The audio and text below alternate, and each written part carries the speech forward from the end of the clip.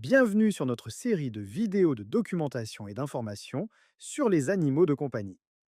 Dans ce chapitre, nous abordons les éléments du tronc commun de l'ACACED. Nous aborderons le statut de l'animal dans la loi française. Voici quelques points importants concernant le statut de l'animal dans la loi française.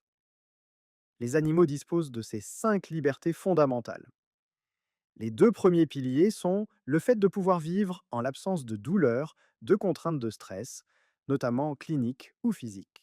En troisième, ils doivent pouvoir être préservés de la faim, la soif ou de la malnutrition. Le quatrième point fondamental est de vivre en l'absence de peur ou de détresse. Enfin, concernant le cinquième point, l'animal doit pouvoir exprimer des comportements normaux liés à son espèce. En gros, si vous avez un husky, vous ne devez pas l'empêcher d'être une drama.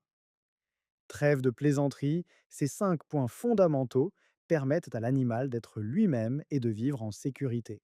Parlons du statut juridique de l'animal dans le Code civil. Sachez que les animaux sont considérés comme des êtres doués de sensibilité. Ils sont soumis au régime des biens, mais ne sont pas assimilés à des choses. Maintenant que cela est dit, nous allons aborder les différentes sanctions prévues dans le Code pénal afin de les préserver.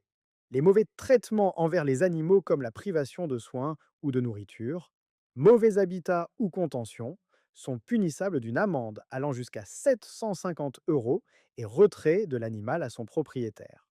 L'atteinte involontaire à la vie de l'animal est punie d'une amende de 450 €.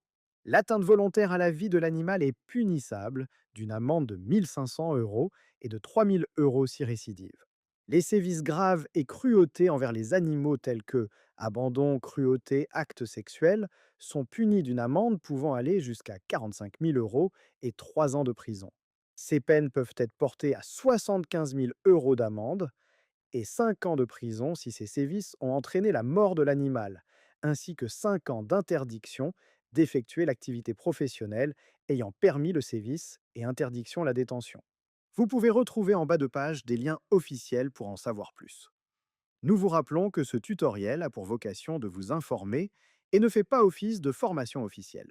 Je vous donne rendez-vous pour un prochain volet, en espérant que ce point d'information vous sera utile.